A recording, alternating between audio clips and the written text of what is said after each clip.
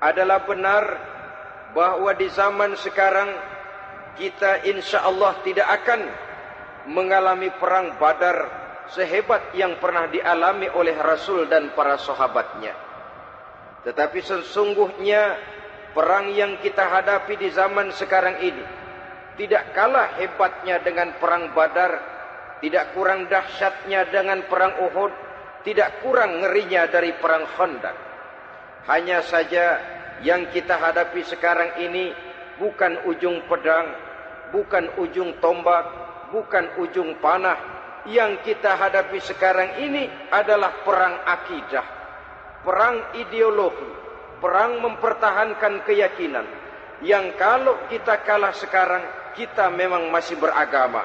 Tetapi anak kita, cucu kita, generasi yang akan hidup 5, 10, 20, 30 tahun yang akan datang, wallahu a'lam bissawab. Islam, saudara-saudaraku, tidak mungkin hilang dari dunia. Tetapi tidak mustahil Islam gulung tikar dari desa kita. Tidak mustahil Islam gulung tikar dari kampung dan kota kita, jikalau kita tidak menjaganya, jikalau kita tidak memeliharanya, bahkan jikalau kita tidak mewariskannya kepada anak-anak kita, generasi yang akan datang.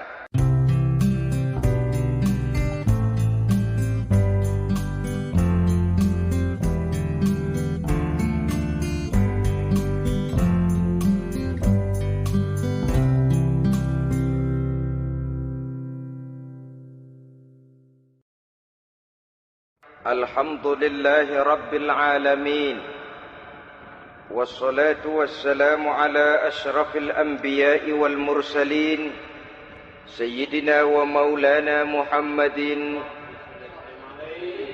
wa ala alihi wa ashabihi al-mujahidin at-tahirin, amma ba'du. Saudara-saudara kaum muslimin seiman dan sekeyakinan yang berbahagia, pada suatu hari seketika sedang berkumpul dengan para sahabat, Rasulullah pernah memberikan peringatan. Beliau bersabda, yushiku an tada'a alaikumul umamu kama tada'al akalatu ala qas'atiha. Pada suatu saat nanti akan datang di tengah-tengah kamu, wahai umat Islam, di mana orang-orang lain di sekeliling kamu akan bersatu mengerubungi kamu seperti bersatunya orang-orang mengerubungi makanan di atas meja hidangan. Akan datang satu saat nanti di mana kondisimu dikepung sedemikian rupa, yang barat mau menerkam, yang timur mau menghantam, yang selatan mau menginjak-injak, yang utara pun akan menjelajah. Kondisimu seperti makanan di atas meja hidangan. Sebagian sahabat merasa heran dan terkejut, lalu mereka bertanya, amin qillati nahnu yauma izin ya Rasulullah? Apakah jumlah kami pada waktu itu sedikit ya Rasul? Kami sampai dikepung sedemikian rupa? Beliau menjawab, bal antum yauma idzin katsir. Sama sekali tidak. Kamu tidak sedikit pada saat itu. Bahkan jumlahmu sangat banyak.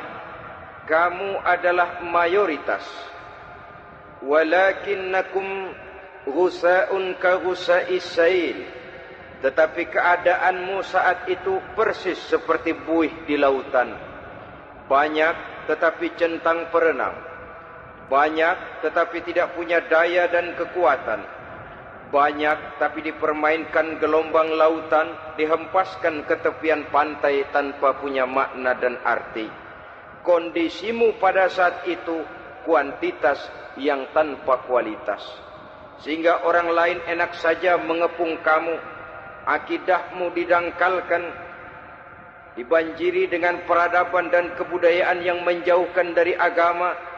Dari segi maksiat dan munkarat seluruhnya mengepung sampai kita melepaskan nilai-nilai Islam kita ini. Dan celakanya, sambung beliau, wal yanzi'anna fi qulubi aduwikumul mahabata minkum. Akan dicabut kehebatanmu di mata musuh-musuhmu. Sehingga pada saat seperti itu orang lain memandangmu umat Islam enteng saja, remeh saja, tidak ada apa-apanya.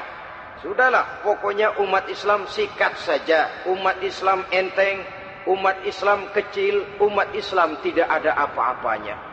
Alangkah ironinya, alangkah menyedihkannya, memilukan dan sekaligus memalukan. Umat yang mayoritas ini dipermainkan oleh yang minoritas. Umat yang jumlahnya terbesar, terbanyak, bahkan konon menurut catatan sampai 90%, tapi dipermainkan oleh mereka kelompok-kelompok kecil ini. Wal yakzifanna fi qulubikumul wahn. Pada saat itu di hatimu dicampakkanlah penyakit wahan. Sahabat kemudian bertanya, "Wa mal wahnu ya Rasulullah?" Apakah penyakit wahan itu ya Rasul? Beliau menjawab, "Hubbud dunya wa karahiyatul maut." Penyakit wahan itu tidak lain hubbud dunya wa karahiyatul maut.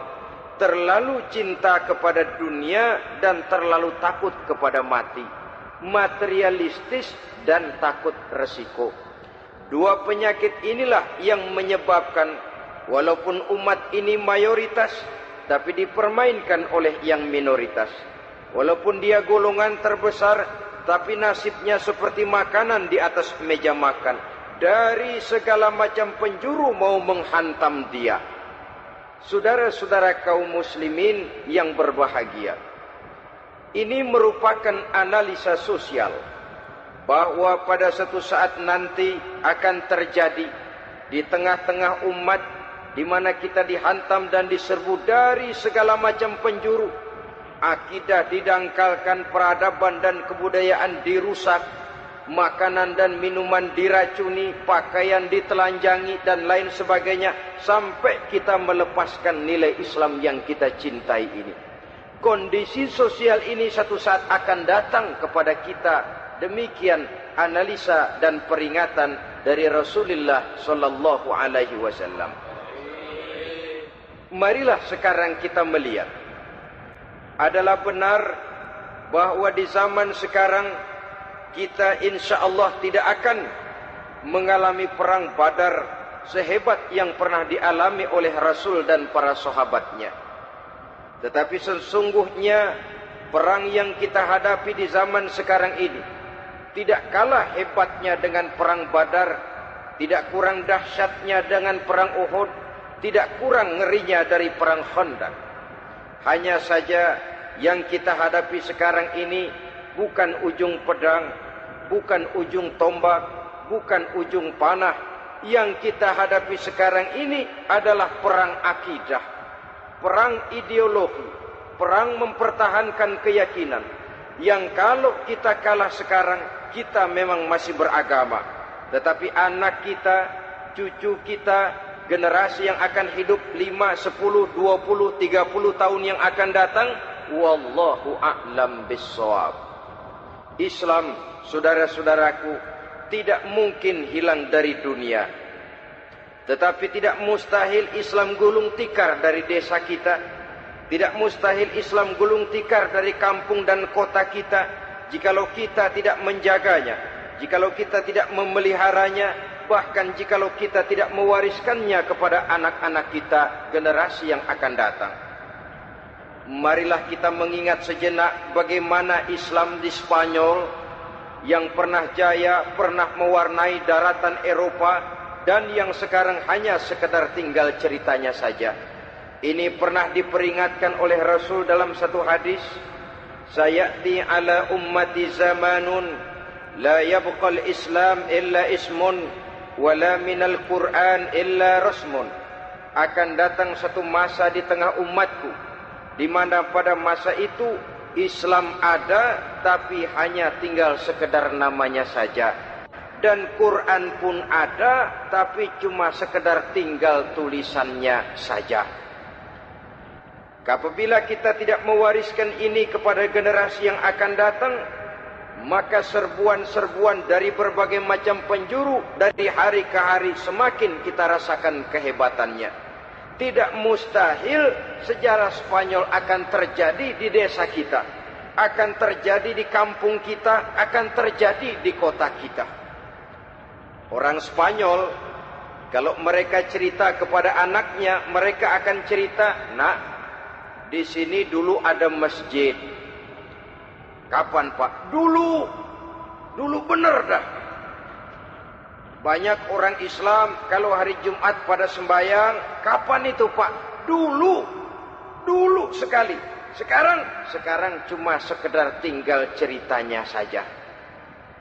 Bukankah sesuatu yang sangat tidak mustahil apabila kita tidak menjaga dan mewariskan Islam ini kepada generasi yang akan datang, maka serbuan-serbuan akan membawakan hasil yang diinginkan oleh para penyerbu itu tadi.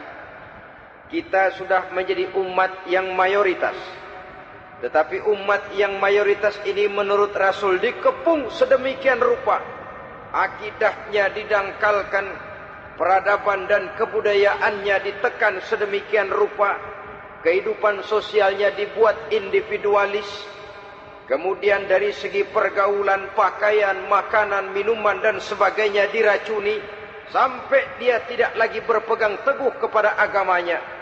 Dan dikala itu hilang kehebatan umat ini di mata musuh-musuhnya. Orang lain memandang kita ringan saja, enteng saja, satu umat yang sudah kehilangan wibawa. Padahal konon kabarnya kita mayoritas, tapi enak saja dikutak-kutik orang lain. Dan dikala itu di hati kita merajalela penyakit uahan. Penyakit uahan itu apa? Pertama, hubbud dunia, terlalu cinta kepada dunia. Terlalu cinta kepada dunia yang menyebabkan kita lupa akan tanggung jawab dan kewajiban, lupa meneruskan dan mewariskan Islam kepada generasi yang akan datang. Kita berlomba hanya untuk mengejar dunia dan seluruh isinya. Baik dia bernama material, baik dia bernama seksual, baik dia bernama pangkat, jabatan dan kedudukan, berlomba-lomba kita di dalamnya. Sampai tercampaklah penyakit hubbud dunia di dalam hati ini. Berurat dan berakar dunia itu, sulit dan berat kita berpisah daripadanya.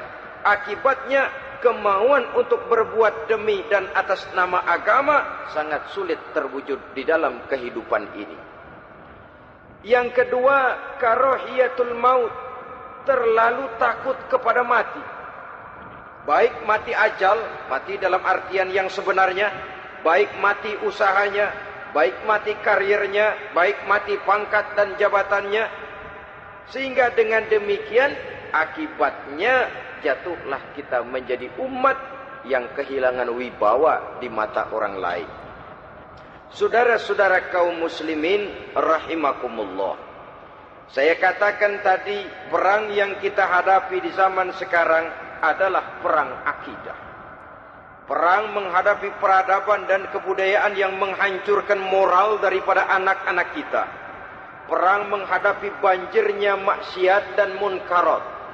Yang di tengah-tengah itu, di samping berkewajiban menjaga diri dan keluarga, kita pun juga berkewajiban menjaga anak-anak kita, generasi yang akan datang.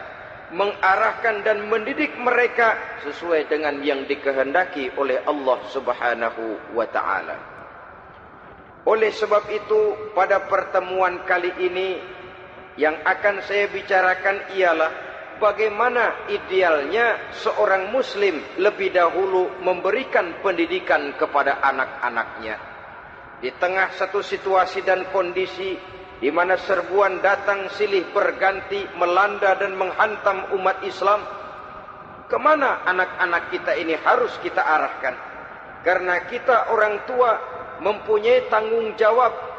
Anak adalah amanah. Menyia-nyiakan amanah adalah dosa. Dan dosa itu merupakan satu dosa yang besar. Bahkan orang tua bisa saja masuk neraka kalau tidak bertanggung jawab tentang anak-anaknya. Satu riwayat menjelaskan ada orang soleh, ngajinya cukup, solatnya cukup, puasanya cukup, zakatnya cukup, di mana ada majelis taklim hadir, baca Quran, hobi, fitnah orang tidak pernah. Di akhirat setelah disidang dia ternyata lebih banyak kebaikannya daripada kejahatannya, maka dia pun diperintahkan dan dipersilahkan masuk ke dalam surga. Giliran anaknya disidang, biang okem nih anak. Ditanya, siapa Tuhanmu? Tidak tahu. Siapa nabimu? Tenyaho. Apa kitabmu? Ora gelem. Kamu pernah sholat? Tidak. Zakat? Tidak. Puasa? Tidak. Judi? Hobi. Zina? Tiap malam. Mabuk? Berat. Wah, brengsek kamu. Kebaikan tidak ada barang sedikit pun, sementara kesalahan dan dosa berlipat ganda. Kamu neraka. Anak ini protes. Benar, saya tidak kenal siapa Tuhan saya. Saya tidak tahu siapa Nabi saya. Saya tidak tahu kitab suci dan kiblat saya. Saya tidak sholat, tidak zakat, tidak puasa. Tiap malam saya judi, saya zina, saya mabuk. Tapi saya kerjakan semua itu karena saya tidak tahu dan orang tua saya tidak pernah memberitahu saya. Dia enak-enakan hadir di majelis taklim, saya nyekek botol, didiemin saja.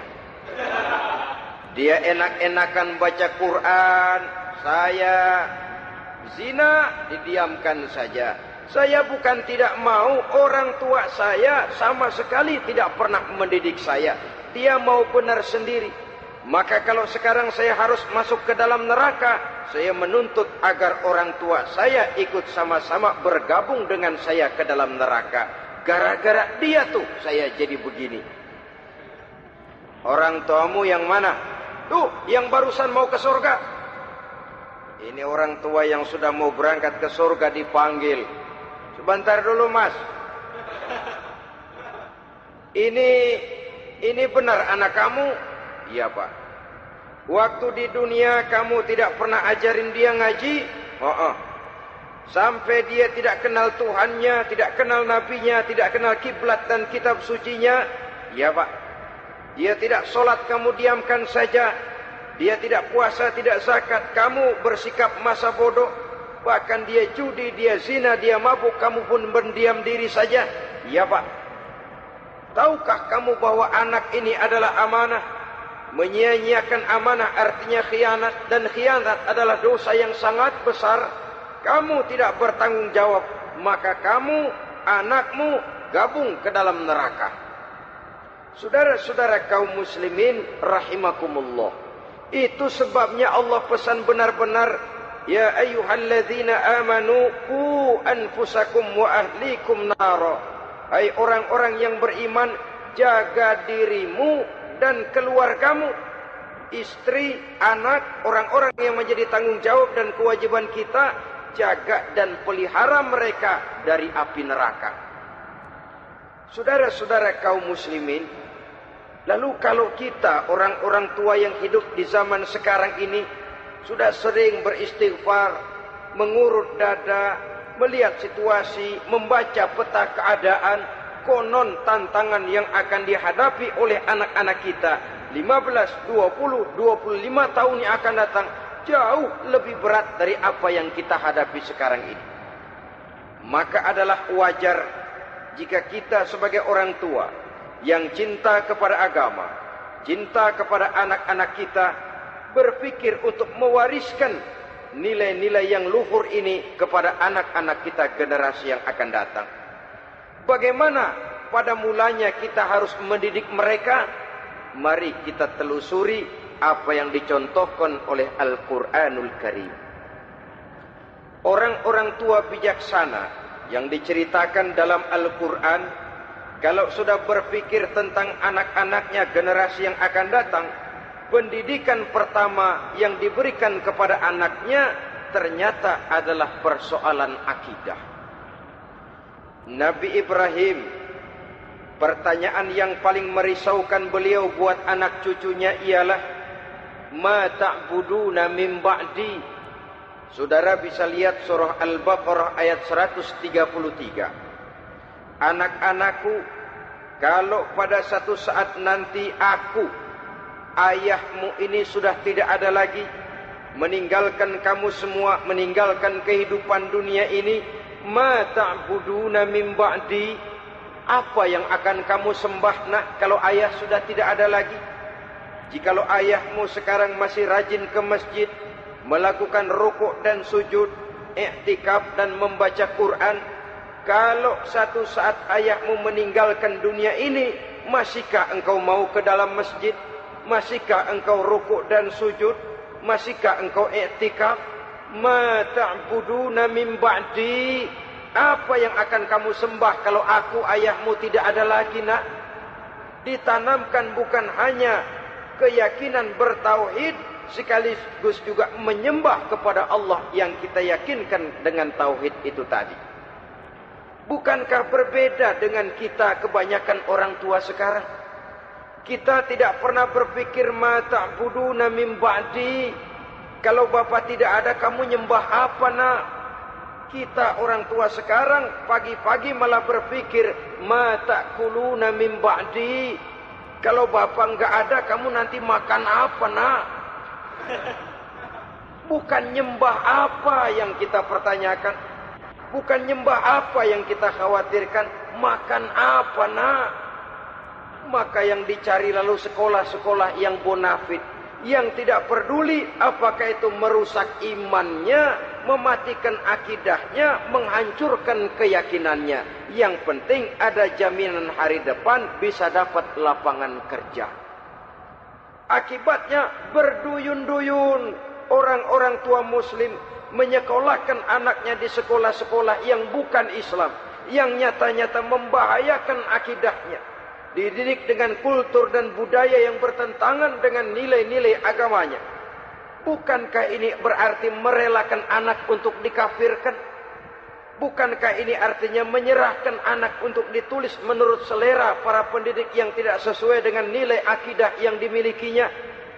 Mengapa kita tidak berpikir seperti Nabi Ibrahim, yang sebelum memberikan pendidikan kecerdasan, sebelum pendidikan matematika, IPS, PSPB dan disiplin ilmu lainnya, yang pertama ditanamkan ma ta'buduna min ba'di, kalau ayahmu tidak ada, kamu menyembah apa nak? Menyembah Allah, apa nanti malah menyembah harta? Menyembah Allah, apa nanti malah mendewa-dewakan pangkat dan jabatan? Menyembah Allah, apa malah nanti menyembah alam? Itu yang dikhawatirkan Nabi Ibrahim kepada generasi yang akan datang. Dan itu saudara-saudara yang seharusnya mengkhawatirkan kita kepada anak-anak kita, generasi yang akan datang. Lihatlah serbuan akidah di zaman sekarang ini. Dimanfaatkan kemiskinan kita umat Islam. Diberikan kita tawaran berupa beras, pakaian, obat-obatan, kalau perlu beasiswa, asal bisa melepaskan keislaman kita ini. Bertahap, sedikit demi sedikit, step by step, shibran bi shibrin wa zira'an bi zira'in. Dan harus saya ingatkan, orang di zaman sekarang tidak mungkin menghantam Islam secara frontal. Tidak mungkin menghantam Islam terang-terangan, apalagi mengerahkan satuan militer. Tidak. Orang berhitung bagaimanapun kondisi dan kualitasnya umat Islam, mereka masih punya satu modal penting, fanatisme agama. Kalau ini disulut, api jihad segera berkobar, dan hanya maut yang bisa menghentikan orang yang dibakar dengan semangat jihad. Orang tahu itu. Betapa Uni Soviet kedodoran menghadapi mujahidin Afghanistan yang sulut oleh semangat jihad yang berkobar dengan persenjataan yang primitif ketimbang persenjataan Uni Soviet. Entah mereka pantang surut mundur ke belakang. Jadi jangan mimpi bahwa orang mau menghantam Islam ini dengan melarang pengajian, meruntuhkan masjid, menyegel pondok pesantren. Tidak. Melarang orang sholat. Tidak. Kalau perlu masjid diperbanyak, musola diperbesar. Tapi bikin itu masjid seperti museum. Besar, megah, mercusuar, tapi bikin seperti museum. Tempat orang kagum, tempat orang memuji, tapi sunyi dari nilai-nilai ibadah. Saudara-saudara kaum muslimin, untuk sampai kepada penghantaman akidah, jalan yang paling mudah dirintis sekarang ini secara bertahap dan sistematis memisahkan umat Islam dari Islamnya. Biarkan mereka bernama Muslim. Biarkan di atas kartu penduduknya tertulis agama Islam. Tapi tanamkan budaya-budaya yang menyebabkan cara bergaul mereka, cara berumah tangga mereka, cara bertetangga mereka, sampai kepada cara mereka berpakaian, cara mereka bergaul, cara mereka makan dan minum, cara mereka mendidik dan menyekolahkan anak, sama sekali tidak lagi mencerminkan nilai-nilai yang Islami. Itu sudah satu usaha yang paling praktis, memisahkan umat Islam dengan Islamnya. Kalau sadarlah kita ke arah ini usaha orang di zaman sekarang, maka yang harus pertama kita tanamkan kepada anak-anak kita, didik mereka dengan jiwa tauhid yang mengkristal di dalam batinnya, meresap sampai ke tulang sumsumnya, yang tidak akan sampai pun nyawa berpisah dari badannya, akidah itu tidak akan berpisah dari hatinya. Bahkan dia sanggup dengan tegar berkata, lebih baik saya melarat karena mempertahankan iman daripada hidup mewah dengan menjual akidah. Satu khittah, satu garis kehidupan yang perlu kita wariskan kepada anak-anak kita, generasi yang akan datang. Dahulu ada satu tradisi, saudara-saudara. Kalau anak gadis kita dilamar orang, orang lalu bertanya, anakmu mau ngelamar gadis saya, apa sudah khatam Quran berapa kali? Apa sudah bisa baca kitab macam-macam dan lain sebagainya? Sehingga lahirlah satu kebanggaan. Apapun motifnya, tapi pertanyaan semacam ini zaman sekarang sudah langka. Paling-paling yang ditanya kalau anaknya dilamar orang, anakmu kerja di mana? Gajinya sebulan berapa? Kendaraannya bebek apa soang? Apa-apa? Itu yang kita pertanyakan, berkisar di seputar materi, kerja, job, status sosial, dan lain sebagainya. Perkara bisa baca Quran atau tidak, nomor 18. Perkara sembahyangnya rajin apa tidak, nomor 36. Saudara hadirin, akibatnya terjadi pergeseran nilai. Maka mendidik anak menurut tuntunan Quran adalah seperti yang diberikan contoh oleh Luqmanul Hakim, yang diceritakan dalam surah Luqman mulai ayat 11 dan selanjutnya. Apa pendidikan pertama yang harus kita berikan kepada anak? Pertama, ya bunayya la tusyrik billah. Wahai anakku, jangan sekali-kali engkau menyekutukan Allah. Nah, jaga tauhid, pelihara iman, mantapkan akidah. Ini dasar yang pertama. Belum lagi anak mengenal berbagai macam disiplin ilmu. Yang pertama ditanamkan tauhid. Ini yang mendasari kehidupan. Ini yang akan mewarnai dan menjadi warna dari kepribadian seseorang. Sentuhan jiwa tauhid di dalam diri si anak. Belum lagi sempat dia kenal yang lain. Yang pertama yang kita tanamkan, kita wariskan, kita berikan, la tusyrik billah, jangan sekali-kali menyekutukan Allah. Nah, kalau ini sudah tertanam, ini sudah merupakan satu fondasi yang kuat. Selebihnya nanti tinggal melihat bakat si anak, kemana dia harus dididik. Yang terpenting nilai iman lebih dahulu tanamkan. Dan untuk menghancurkan nilai keimanan, saudara-saudara, saya katakan, ingatkan kepada hadis di awal tadi, dikepung kita dari berbagai macam penjuru agar bila bisa melepaskan nilai-nilai iman dan keyakinan.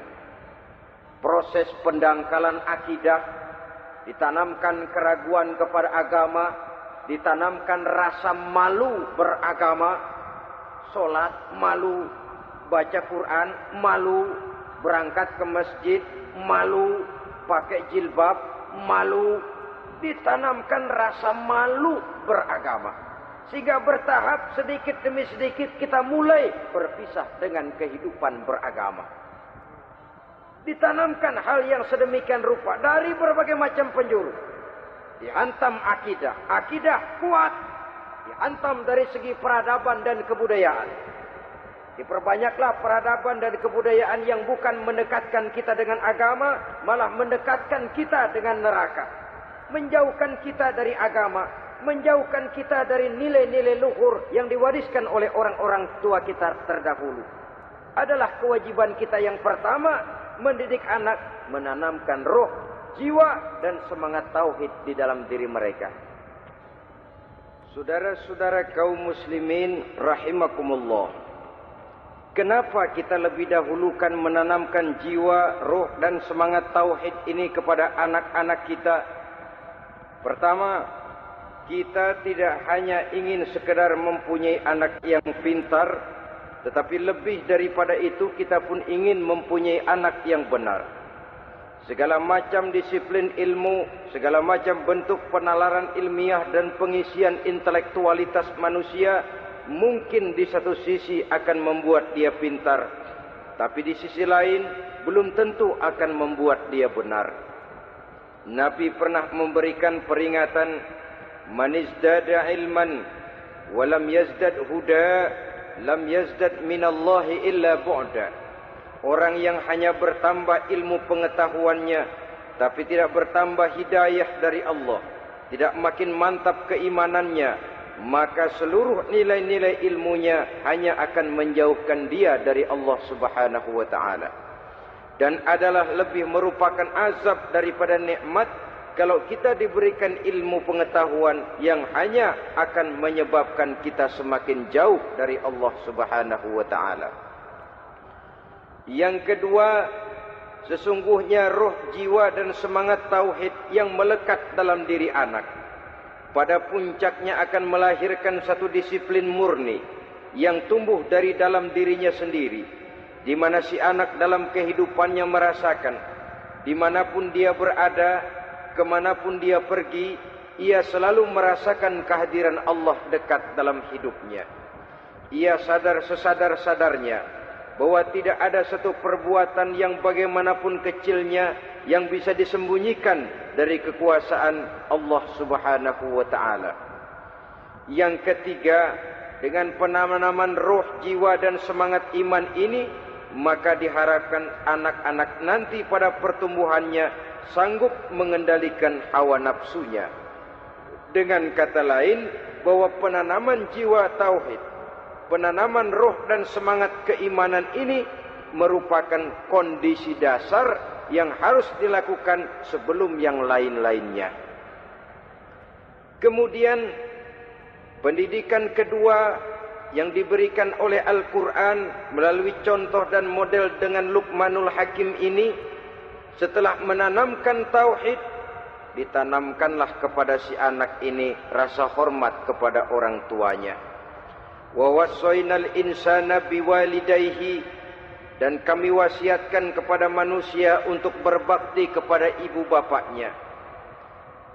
Hamalathu ummuhu wahnan ala wahnin, karena ibunya telah mengandungnya dengan kepayahan di atas kepayahan. Maksudnya dengan kepayahan dan kelelahan yang berlipat ganda. Sehingga ketika Rasul ditanyakan orang, "Ya Rasul, siapa yang paling harus saya taati di dunia ini? Beliau menjawab, ibumu. Kemudian siapa lagi ya Rasul? Ibumu. Setelah itu siapa lagi ya Rasul? Ibumu. Dan kemudian siapa ya Rasul? Bapakmu. Ibu, ibu, ibu, bapak. Bahkan al-jannatu tahta aqdamil ummahat. Surga berada di bawah telapak kaki ibu. Bagaimana menanamkan rasa hormat kepada orang tua di hati anak? Tentu yang pertama, bagaimana orang tua bisa memberikan keteladanan. Marilah kita sebagai orang-orang tua ini menyadari bahwa sebelum anak kenal sekolah dasar, sebelum anak kenal TK, ibtidaiyah, sanawiyah sampai kepada perguruan tingginya, yang pertama dia kenal adalah lingkungan rumah tangganya, gurunya adalah ibu bapaknya. Di sini berlakulah apa yang dinamakan keteladanan.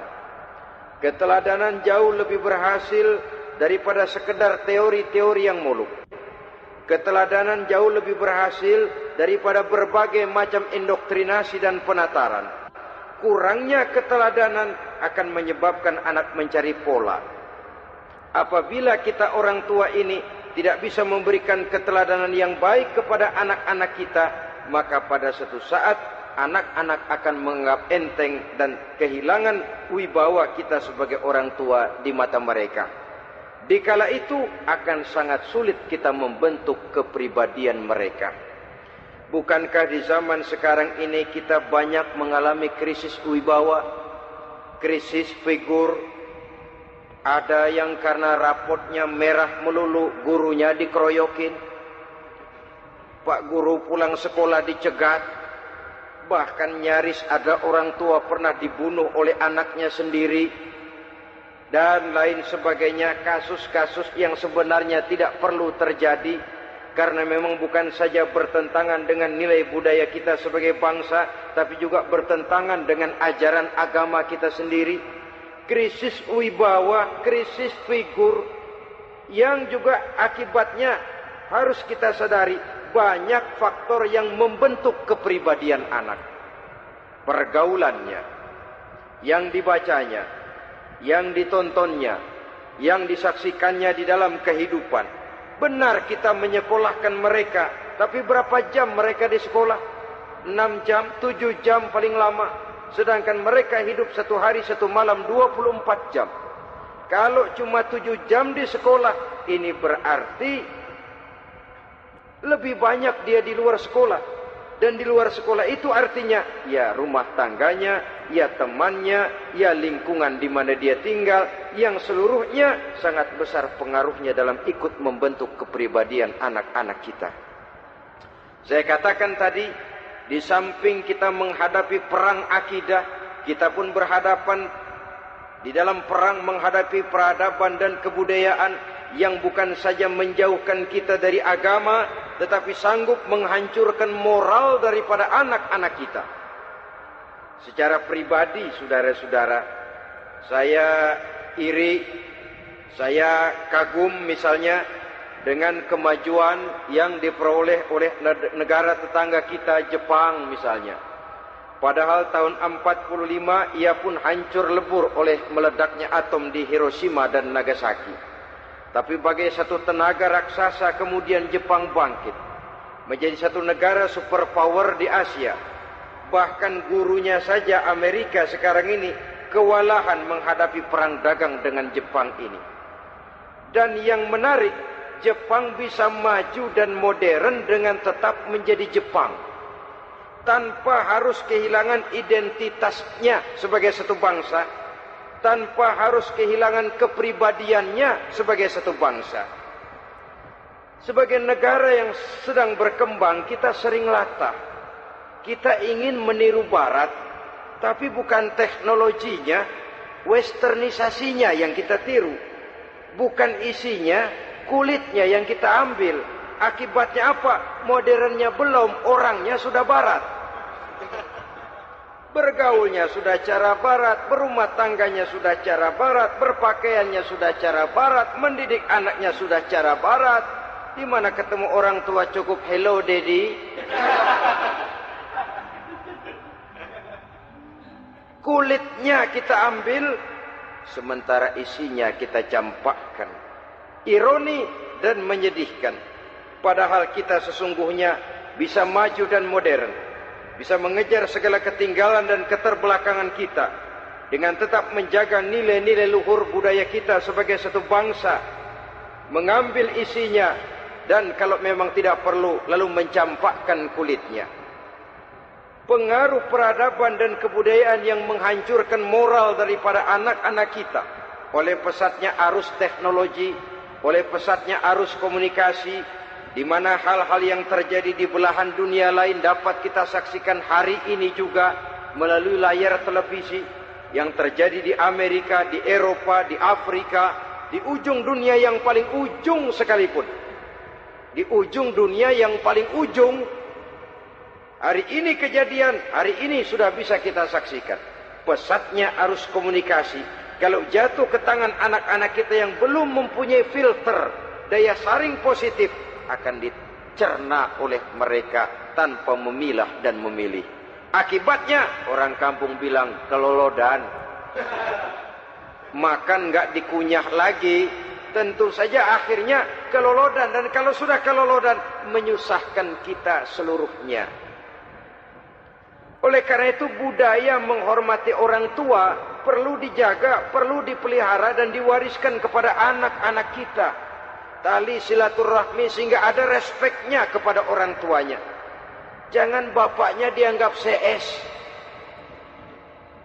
ibunya dianggap CS, kakeknya dianggap CS. Hilang rasa respek, hilang rasa menghormati. Sementara orang tua sendiri tidak bisa memberikan keteladanan, kurang mendapat perhatian dan lain sebagainya. Apalagi kalau baik ibu maupun bapak adalah orang-orang karier yang setiap hari sibuk menghadapi tugas masing-masing. Bapak sibuk rapat, pindah kantor sana kantor sini, ibu sibuk arisan, besarlah anak-anak di tangan pembantu dan lain sebagainya, sehingga dia merasa kurang mendapat perhatian, dan ini akan ikut membentuk warna dari kepribadian yang dimilikinya. Sampai kepada pelosok-pelosok desa, jaringan televisi memang menguntungkan. Tapi kalau sudah sampai kepada menayangkan budaya-budaya yang tidak sesuai dengan pola di mana mereka tinggal, pola lingkungannya, dan ingin mereka terapkan dalam kehidupan, ironi dan menyedihkan. Maka sering dikatakan, jikalau ABRI masuk desa, rakyat beruntung. Jikalau listrik masuk desa, rumah jadi terang. Jikalau koran masuk desa, rakyat jadi cerdas. Jikalau hakim masuk desa, rakyat lalu sadar hukum. Tapi jikalau maksiat dan munkarat masuk desa, minuman keras masuk desa, judi masuk desa, pelacuran masuk desa, rakyat tentu kiamat. Dan kita harus punya budaya untuk memilah dan memilih, mempunyai filter untuk jadi daya saring positif. Oleh karena itu, saudara-saudara, tahap kedua setelah menanamkan jiwa tauhid kepada anak, tanamkan rasa hormat kepada orang tuanya. Orang tua itu ibu bapaknya, orang tua itu guru-gurunya yang mengajarkan dia, atau yang dianggap tua yang lebih senior dari dia. Karena tidak ada satu peradaban yang berdiri sendiri. Bagaimanapun maju dan modernnya kita sekarang, tentu merupakan mata rantai yang berkaitan dari generasi terdahulu.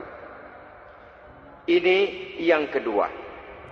Setelah tauhid, berbakti kepada ibu dan bapak. Tidak ada satu kebahagiaan yang bisa ditegakkan di dunia ini tanpa doa, tanpa restu daripada ibu dan bapak. Ini keramat hidup. Doanya dikabul Allah dan kutubnya juga dikabul oleh Allah Subhanahu wa taala. Jadi mendidik anak setelah menanamkan jiwa tauhid, menanamkan rasa hormat dan taat berbakti kepada ibu bapaknya. Itu yang kedua. Kemudian yang ketiga, melalui model Luqman, Quran mendorong kita untuk mendidik anak menanamkan etika otonom. Apa itu? Ya bunayya innaha in takum mithqala habbatin min khardalin fatakun fi sakhratin aw fis samawati aw fil ardi ya'ti biha Allah. Wahai anakku, sesungguhnya kalau ada satu kebaikan yang kamu kerjakan, kecil, tidak nampak oleh pandangan mata yang zahir, yang kecil itu tersembunyi di puncak langit, di dasar bumi yang paling dalam, atau di tengah batu hitam sekalipun, Allah pasti mengetahuinya dan pasti akan memberikan balasan yang seadil-adilnya. Pendidikan apa ini? Pendidikan moral. Menanamkan etika otonom. Nah, kau berbuat baik jangan karena dilihat orang. Kau tidak mau melakukan kejahatan jangan cuma karena ada polisi.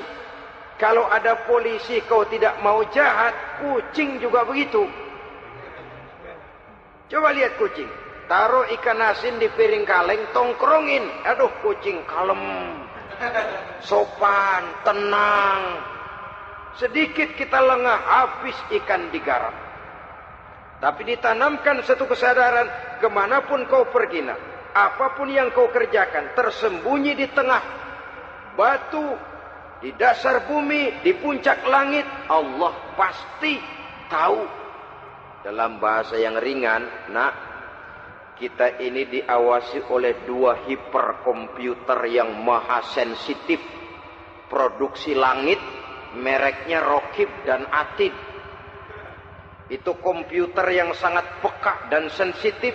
Jangankan kita berbuat, kita berniat baik saja, komputer sudah nyatat sendiri. Inilah yang orang sekarang namakan waskat, pengawasan malaikat. Kalau hidup sudah merasa diawasi oleh malaikat, waskat berhasil. Tapi kalau waskat sudah diawasi malah nekat, itu yang gagal. Atau yang diawasi dan yang mengawasi sama-sama sepakat, itu juga bisa cincai. Saudara-saudara kaum muslimin rahimakumullah. Waskat dalam pengertian kita muslim, bagaimana hidup ini merasakan diawasi oleh malaikat. Intelektualitas yang tinggi sekalipun, IQ yang nilainya plus sekalipun, disiplin ilmu yang bagaimanapun banyak yang memenuhi benak kita, tanpa diiringi oleh etika otonom, orang sering mencari celah dan kesempatan. Mencari celah dan kesempatan. Tapi kalau sudah merasa, kemanapun saya pergi, dimanapun saya berada, kebaikan bagaimanapun sekecilnya saya lakukan, toh Allah pasti akan memberikan balasan. In khairan fa khairun, wa in syarran fa syarrun. Jikalau baik, baik balasan yang kita terima. Jikalau jahat, jahat kejahatan yang kita terima. Kalau sudah ke arah ini kita berpikir, maka sesungguhnya kalau kita berbuat baik kepada orang lain, hakikatnya kita sudah berbuat baik kepada diri kita sendiri. Lalu tidak ada merasa rugi berbuat baik kepada orang. Karena manakala dia melakukan kebaikan kepada orang lain, artinya dia sudah berbuat baik untuk dirinya sendiri. Jadi setelah tauhid, kemudian berbakti kepada ibu bapak, yang ketiga baru pendidikan tentang akhlak, tentang moral. Pola ini yang sering terlupakan oleh kita, bahwa bagi kita itu pendidikan tidak lain upaya mencerdaskan otak anak. Jangan sampai sebab ini kelihatannya pembangunan makin maju, persaingan hidup makin tajam, tensi ekonomi semakin tinggi, sementara jumlah tenaga kerja dengan lapangan kerja yang tersedia jauh dari mencukupi. Jikalau tidak membekali anak dengan pendidikan yang menunjang lapangan pekerjaan, orang tua khawatir, takut sekali anaknya jadi gelandangan. Dikhawatirkannya kehidupan dunia ini, sementara dia lupa kalau anaknya bisa jadi gelandangan di akhirat. Padahal selama-lamanya gelandangan di dunia, paling seumur manusia itu 60 tahun, 70 tahun lah umur orang sekarang. 70 itu sudah luar biasa itu. Tapi kalau harus menggelandang di akhirat, menjadi gelandangan di akhirat, alangkah menyedihkannya. Apakah akan kita korbankan satu kehidupan yang langgeng, abadi, cuma karena tertipu oleh fata morgana dan kamuflase? Kita korbankan yang sedikit, kita korbankan yang besar karena kita memilih yang sedikit. Dalam bahasa Al-Quran memang pernah diceritakan hidup ini hakikatnya perlombaan, saudara-saudara. Perlombaan. Dan di dalam perlombaan itu ada yang menang, ada yang kalah. Al-Quran lalu memberikan peringatan. Alhaakumut takatsur. Kamu telah lalai karena berlomba-lomba memperbanyak harta, mempertinggi pangkat dan kedudukan. Hatta zurtumul maqabir. Sampai kamu akan masuk ke liang kubur baru sadar. Apalagi kalau nafas sudah sampai di tenggorokan. Persis Fir'aun. Sudah tenggelam di lautan merah. Mau mampus. Baru dalam sekaratnya amantu bi Rabbi Musa wa Harun. Kalau begini caranya, saya juga percaya kepada Tuhan Musa dan Harun. Percaya kepada Allah. Sudah mau mati. Baru amantu bi Rabbi Musa. Kami percaya kepada Tuhan Nabi Musa, kata Fir'aun. Malaikat maut kesel benar, dilelepin terus di laut. Mampus tuh sekalian. Hidup ini memang kita berlomba. Berlomba dengan waktu. Berlomba dengan umur. Berlomba dengan tenaga. Berlomba dengan tetangga. Yang jangankan kita sampai mundur. Berhenti saja sejenak. Kita akan ditinggalkan oleh yang lain. Tiada kata mundur. Bahkan tiada kata berhenti. Sekali kita melangkah, melangkahlah terus. Tapi berlombalah seperti yang dikehendaki Quran. Fastabiqul khairat. Berlomba-lombalah di dalam kebajikan. Jangan berlomba-lomba di dalam kemaksiatan, kemunkaran, kejahatan. Berlombalah dalam urusan kebaikan. Saudara-saudara kaum muslimin rahimakumullah. Tauhid, berbakti kepada ibu bapa. Kemudian pendidikan tentang moral. Apabila pendidikan tentang moral sudah tertanam, barulah lihat bakat si anak. Kemana bakatnya? Anak saya kelihatannya dari kecil demennya main bedil-bedilan saja. Abri kali itu. Kirim ke Magelang, masukkan akabri. Tapi dengan syarat 3 itu tadi. Iman sudah tertanam, rasa bakti kepada ibu bapak sudah ada dan punya nilai moral. Sehingga boleh jadi nanti dia menjadi jenderal yang beriman, yang berbakti kepada ibu bapaknya dan punya moral yang tinggi. Kan lebih baik rakyat rendah tapi akhlaknya tinggi daripada pejabat tinggi tapi moralnya rendah. Jauh lebih baik rakyat rendah punya moral tinggi ketimbang pejabat tinggi punya moral rendah. Nilai moral ini yang jadi ukuran dan barometer di masyarakat. Yang ini yang sering kita lupakan. Bahwa kehancuran satu bangsa dimanapun di dunia ini selalu dimulai dengan kehancuran moral daripada bangsa itu sendiri. Sekarang membina nilai moral ini berat. Gadis kita, remaja, putri diberikan pakaian jilbab, mungkin dia sendiri masih setengah-setengah, ditambah lagi oleh ledekan temennya. Jilbab lah kuno. Bau sorga lah, bau masjid lah, bau menyan lah. Ditanamkan rasa malu untuk hidup dekat dengan agama. Kalau moral semacam ini sudah tertanam, sedikit demi sedikit kita mulai mengucapkan selamat tinggal kepada agama. Dan kemalangan apa yang lebih malang kalau kita sudah jauh dari agama ini? Bukankah Islam telah menyelamatkan manusia dari penyakit jahiliyah? Dan membawanya kepada satu kehidupan yang maju dan modern. Kalau kita tinggalkan Islam ini, bukankah artinya kita akan kembali kepada satu zaman jahiliyah? Hanya saja jahiliyah itu berada di abad modern. Versinya tentu lebih modern. Kalau zaman jahiliyah dulu mabuknya pakai arak, zaman sekarang sudah macam-macam orang bisa mabuk. Kalau zaman jahiliyah dulu anak perempuan dikubur hidup-hidup, zaman sekarang kadang-kadang belum sempat lahir ke dunia, malah sudah dibunuh lebih dahulu. Versinya saja yang berbeda. Kalau di zaman jahiliyah dahulu manusia menyembah batu yang bernama Latta, Uzza, Manat dan Hubal.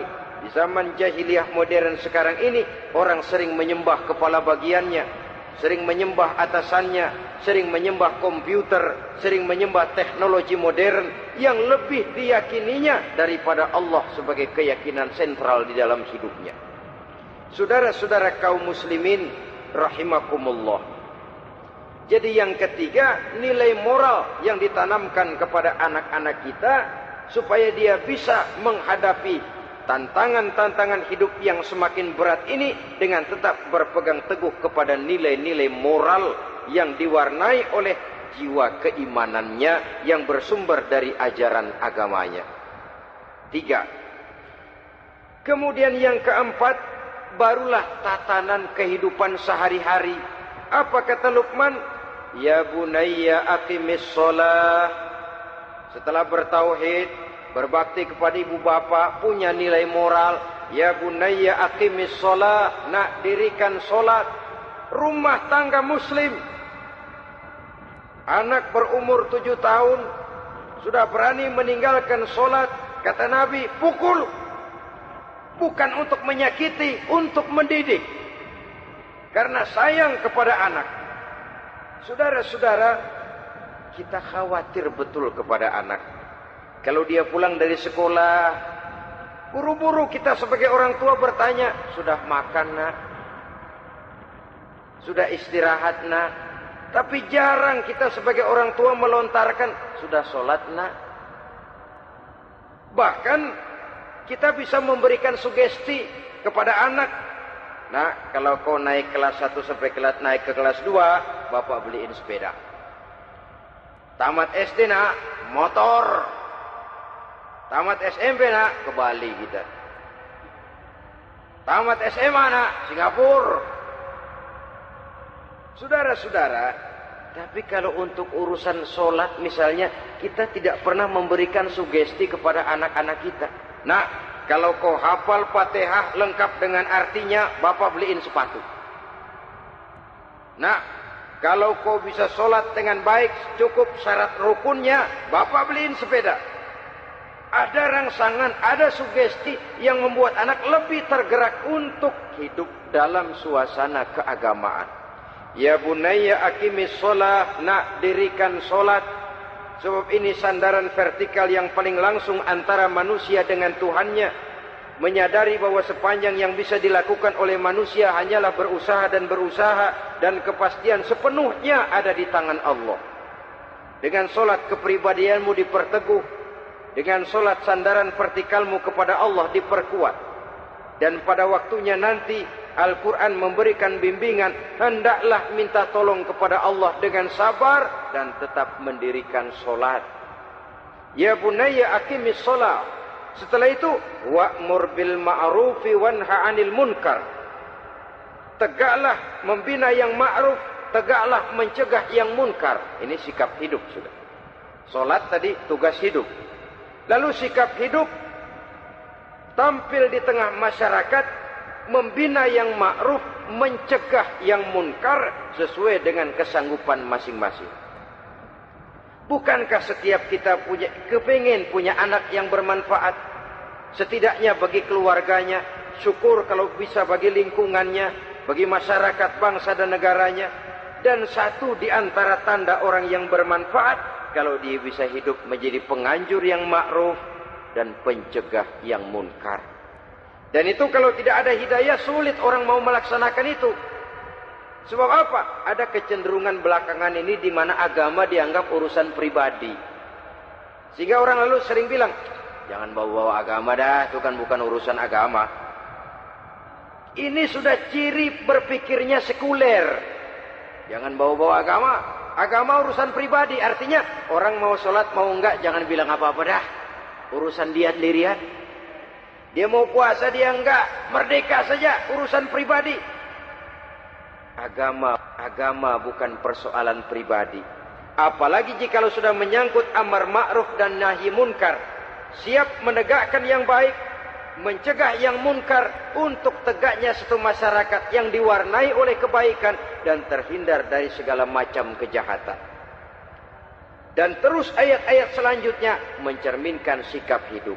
Namun yang intinya cara mendidik anak yang baik yang dicontohkan oleh Al-Quran dengan Luqmanul Hakim sebagai model. Pertama, tanamkan tauhid. Yang kedua, tanamkan rasa hormat dan berbakti kepada ibu bapaknya. Yang ketiga, tanamkan moral, nilai akhlak yang tinggi. Setelah itu yang keempat, biasakan hidup dalam suasana keagamaan. Kontrollah sholatnya, kontrollah baca Qur'annya, kontrollah puasanya di bulan Ramadan. Ajaklah anak-anak sholat berjamaah. Sehingga dengan demikian dia terbiasa oleh satu suasana yang mendekatkan dia dengan nilai agamanya. Dari sana diharapkan nilai-nilai ilmu yang didapatnya dari bangku sekolah akan menciptakan keseimbangan dengan yang ditanamkan oleh orang tuanya dalam bentuk yang dijelaskan oleh surah Luqman itu tadi. Sehingga apabila keseimbangan ini terwujud akan menjalin keseimbangan dalam pola berpikir, dan keseimbangan dalam pola berpikir akan melahirkan keseimbangan dalam perbuatannya. Terwujudlah kita harapkan insan yang fid dunya hasanah wa fil akhirati hasanah. Inilah harapan kita semua. Mudah-mudahan Allah memberikan kekuatan kepada kita untuk mewariskan nilai-nilai yang baik kepada generasi yang akan datang. Sehingga esok harus lebih baik daripada hari ini, dan lusa harus lebih baik daripada hari esok. Terima kasih atas perhatian saudara. Mohon maaf atas segala kekurangan. Usikum wa nafsi bitaqwallah. Wassalamualaikum warahmatullahi wabarakatuh.